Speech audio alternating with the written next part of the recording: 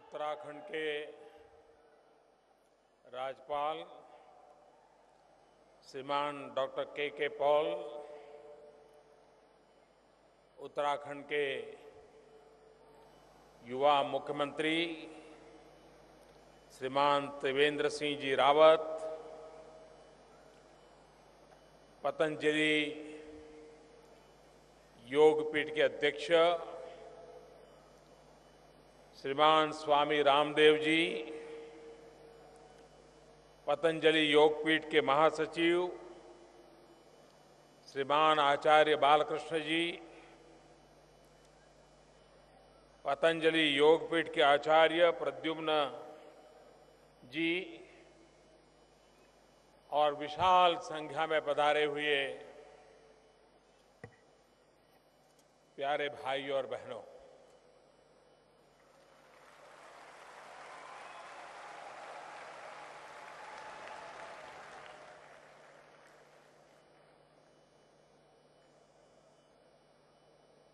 आज ये मेरा सौभाग्य था कि केदारनाथ जाकर के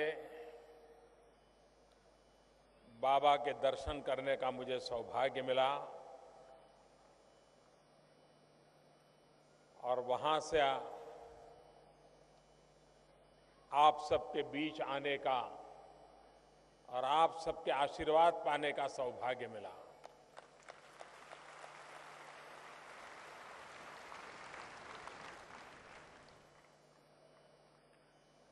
मुझे पता नहीं था,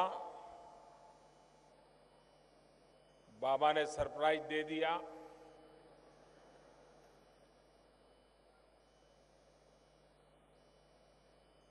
बड़ी भावुकता के साथ मुझे विशेष सम्मान से आभूषित किया, अलंकृत किया।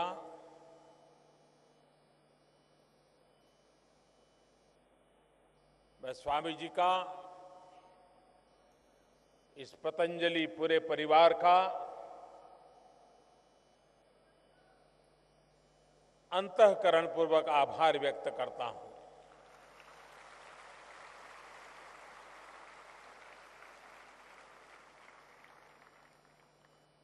लेकिन जिन लोगों के बीच में मेरा लालन पालन हुआ है,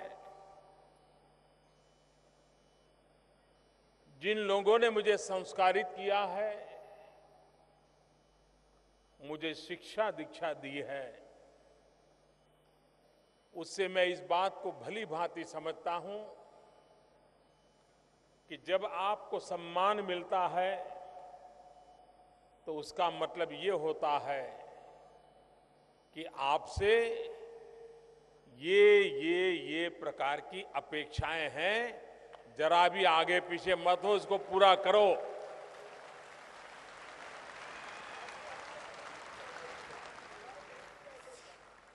तो एक प्रकार से मेरे सामने मुझे क्या करना चाहिए, कैसे जीना चाहिए, इसका एक डूज एंड डोंट का बड़ा दस्तावेज उस गुरुजी ने रख दिया है।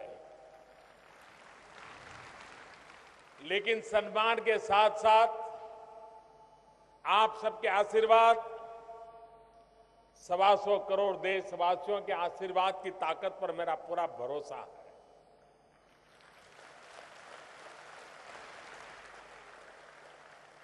मेरा अपने पर उतना भरोसा नहीं है, मुझ पर इतना भरोसा नहीं है जितना कि मुझे आपके और देशवासियों की आशीर्वाद की ताकत पर भरोसा है।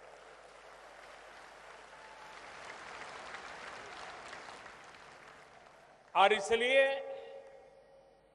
वो आशीर्वाद ऊर्जा का स्रोत है, संस्कार उसकी मर्यादाओं में बांध करके रखते हैं और राष्ट्र के लिए समर्पित जीवन जीने के लिए नित्य नई प्रेरणा मिलती रहती है। मैं आज जब आपके बीच में आया हूं तो आप भी भली भांति अनुभव करते होंगे कि आप ही के परिवार का कोई सदस्य आपके बीच में आया है।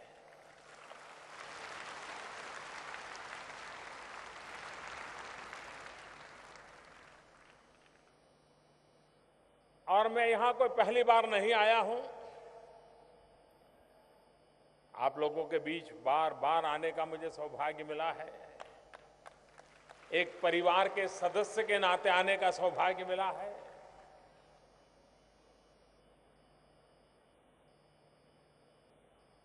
और ये भी मेरा सौभाग्य रहा है कि मैंने स्वामी रामदेव जी को किस प्रकार से वो दुनिया के सामने उभर करके आते गए, बहुत निकट से मुझे देखने का सौभाग्य मिला है।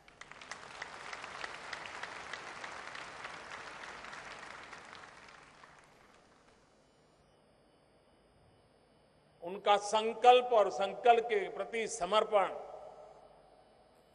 यही उनकी सफलता की सबसे बड़ी जड़ी बूटी है। और ये जड़ी बूटी बालकृष्ण आचार्य जी की खोजी हुई जड़ी बूटी नहीं है, ये स्वामी जी ने खुद ने खोजी हुई जड़ी बूटी है।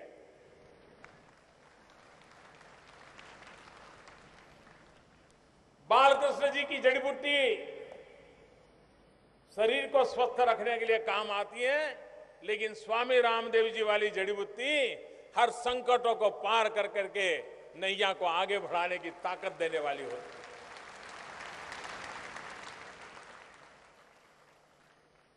आज मुझे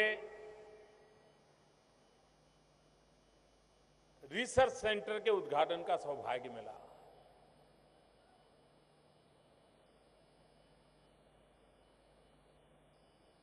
हमारे देश का अगर भूतकाल की तरफ थोड़ी नजर करें तो एक बात साफ ध्यान में आती है, हम इतने छाए हुए थे, इतने पहुंचे हुए थे, इतनी ऊंचाइयों को प्राप्त किए हुए थे कि जब दुनिया ने इसे देखा तो उनके लिए तो वहां तक पहुंचना शायद संभव नहीं लगता था, और इसलिए उन्होंने मार्ग अपनाया था जो हमारा श्रेष्ठ है उसे ध्वस्त करने का, उसको नेष्ट नाबूद करने का। और गुलामी का पूरा कालखंड, हमारी पूरी शक्ति, हमारे ऋषि मुनि संत आचार्य किसान वैज्ञानिक हर किसी को जो श्रेष्ठ था उसको बचाए रखने के लिए 1200 साल के गुलामी कालखंड में उनकी शक्ति खपती रही। आजादी के बाद जो बचा था उसे पनपाते, उसे पुरस्कृत करते, समयानुकूल परिवर्तन करते, नए रंग रूप के साथ सज सज्जा करते, और आजाद भारत की सांस के बीच उसे विश्व के सामने हम प्रस्तुत करते, लेकिन वो नहीं हुआ। गुलामी के कालखंड में नष्ट करने का प्रयास हुआ। आजादी का एक लंबा कालखंड ऐसा गया जिसमें इन श्रेष्ठताओं को भुलाने का प्रयास हुआ।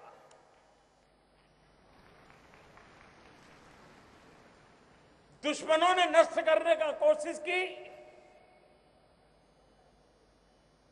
उससे तो हम लड़ पाए, निकल पाए, बचा पाए, लेकिन अपनों ने जब भुलाने का प्रयास किया तो हमारी 3-3 पीढ़ियां दुविधा के कालखंड में जिंदगी गुजारती रही।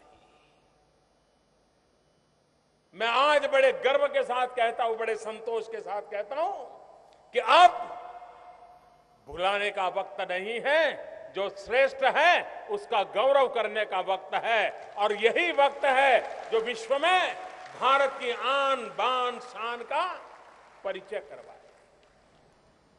लेकिन हम इस बात को न भूले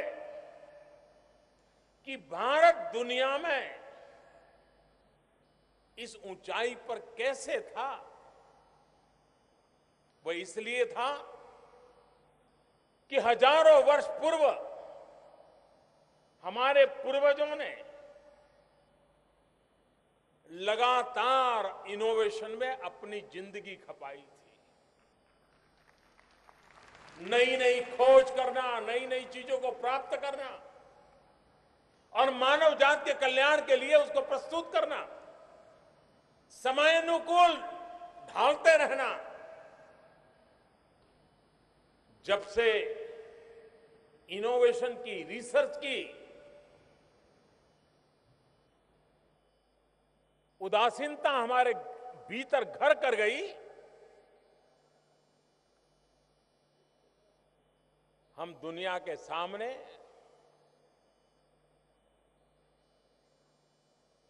प्रभाव पैदा करने में असमर्थ होने लगे। कई वर्षों के बाद जब आईटी रिवॉल्यूशन आया, जब हमारे देश के 18, 20, 22 साल की उम्र के बच्चे माउस के साथ खेलते खेलते दुनिया को अचरज करने लगे, तब फिर से दुनिया का ध्यान हमारी तरफ गया। आईटी ने दुनिया को प्रभावित किया। हमारे देश के 18, 20 साल की उम्र के नौजवानों ने विश्व को प्रभावित कर दिया। रिसर्च, इनोवेशन, इसकी क्या ताकत होती है हमने अपनी आंखों के सामने देखा है। आज पूरा विश्व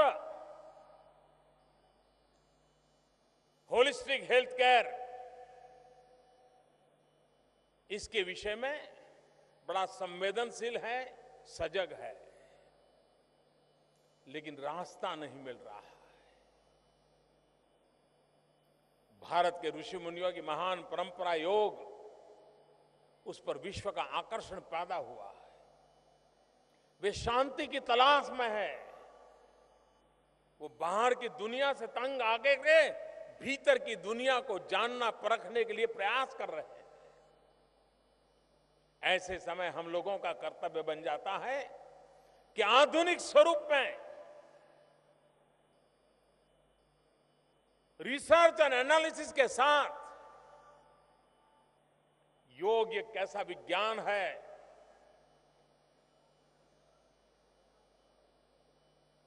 तन और मन की तंदुरुस्ती के लिए, आत्मा की चेतना के लिए यह शास्त्र कितना सहज उपलब्ध हो सकता है। मैं बाबा रामदेव जी को अभिनंदन करता हूं कि उन्हें योग एक आंदोलन बना दिया। सामान्य मानवी में विश्वास पैदा कर दिया कि योग के लिए हिमालय की गुफाओं में जाने की जरूरत नहीं है। अपने घर में किचन के बगल में बैठ करके भी योग कर सकते हो, फुटपाथ पर भी कर सकते हो, मैदान में भी कर सकते हो, बगीचे में भी कर सकते हो, मंदिर के परिसर में भी कर सकते हो। ये एक बहुत बड़ा बदलाव आया और आज उसका परिणाम है कि 21 जून को जब विश्व अंतर्राष्ट्रीय योग दिवस मनाता है, दुनिया के हर देश में योग का उत्सव मनाया जाता है। अधिकतम लोग उसमें जुड़े, उसके लिए प्रयास होता है। मुझे विश्व के जितने लोगों से मिलना होता है, मेरा अनुभव है कि देश की बात करेंगे, विकास की बात करेंगे, इन्वेस्टमेंट की चर्चा करेंगे, राजनीतिक परिदृश्य की चर्चा करेंगे, लेकिन एक बात अवश्य करते हैं, मेरे साथ योग के संबंध में तो एक दो सवाल जरूर पूछते हैं। ये जिज्ञासा पैदा हुई है। हमारे आयुर्वेद की ताकत, थोड़ा बहुत तो हमने ही उसको नुकसान पहुंचा दिया। आधुनिक विज्ञान का जो मेडिकल साइंस है, उनको लगा कि आपकी सारी बातें कोई शास्त्र आधारित नहीं है। आयुर्वेद वालों को लगा कि आपकी दवाइयों में दम नहीं है, आप लोगों को ठीक कर देते हो लेकिन ठीक होते नहीं है। तुम बड़े कि हम बड़े, इसी लड़ाई में सारा समय बीतता गया। अच्छा होता कि हमारी सभी ज्ञान, आधुनिक से आधुनिक ज्ञान भी, उसको भी हमारी इन परंपराओं के साथ जोड़ करके हमने आगे बढ़ाया होता तो शायद मानवता की बहुत बड़ी सेवा हुई होती। मुझे खुशी है कि पतंजलि योग विद्यापीठ के माध्यम से बाबा रामदेव जी ने जो अभियान चलाया, आंदोलन चलाया है, उसमें आयुर्वेद का महिमा मंडन वहां अपने आप को सीमित नहीं रखा। दुनिया जो भाषा में समझती है, रिसर्च के जिन आधारों पर समझती है, मेडिकल साइंस में प्रस्तावित व्यवस्थाओं के तहत समझती है, बाबा रामदेव ने बीड़ा उठाया है। उसी भाषा में भारत के आयुर्वेद को वो लेकर के आएंगे और दुनिया को प्रेरित करेंगे। एक प्रकार से ये हिंदुस्तान की सेवा कर रहे हैं।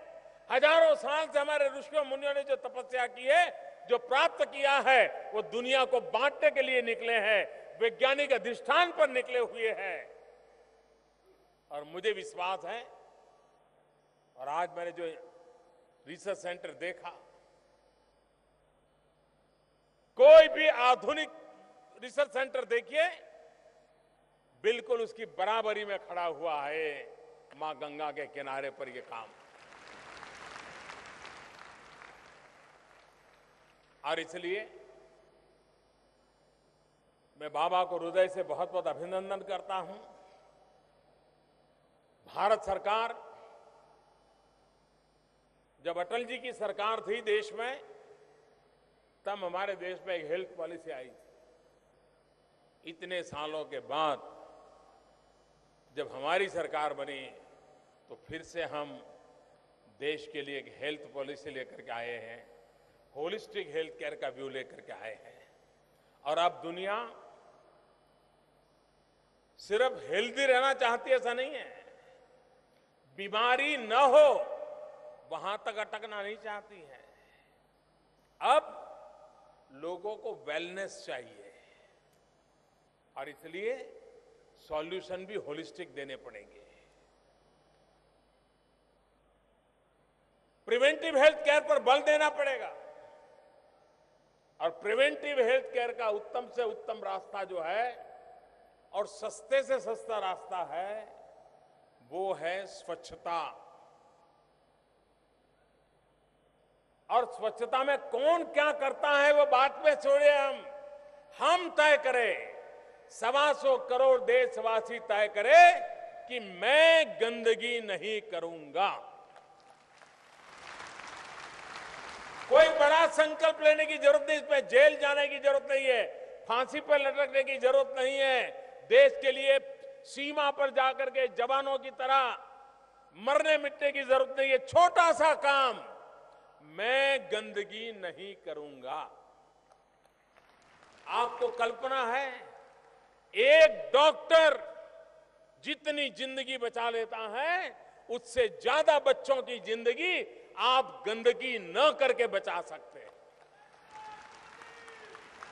आप एक गरीब को दान पुण्य देकर के जितना पुण्य कमाते हो, गंदगी न करके एक गरीब जब स्वस्थ रहता है तो आपका आप दान रुपयों में देते हैं, उससे भी ज्यादा मूल्यवान हो जाता है।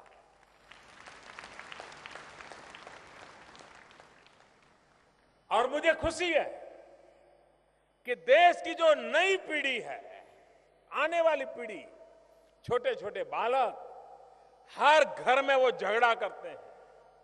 अगर परिवार के वृद्ध व्यक्ति ने, बुजुर्ग ने कोई एक अगर छोटी सी चीज फेंक दी कार में जा रहे हैं, अगर पानी का बोतल बाहर फेंक दिया तो बेटा कार रुकवाता है, छोटा पोता 5 साल का कार रुकवाता है, ठहरो, मोदी दादा ने मना किया है, ये बोतल वापस ले आओ। ये माहौल बन रहा है। छोटे छोटे बालक भी मेरे स्वच्छता आंदोलन के सिपाही बन गए हैं। और इसलिए प्रिवेंटिव हेल्थ केयर, इसको हम जितना बल देंगे, हम हमारे देश के गरीबों की सबसे ज्यादा सेवा करेंगे। गंदगी कोई नहीं करता है, गंदगी हम करते हैं और हम ही फिर गंदगी पर भाषण देते हैं।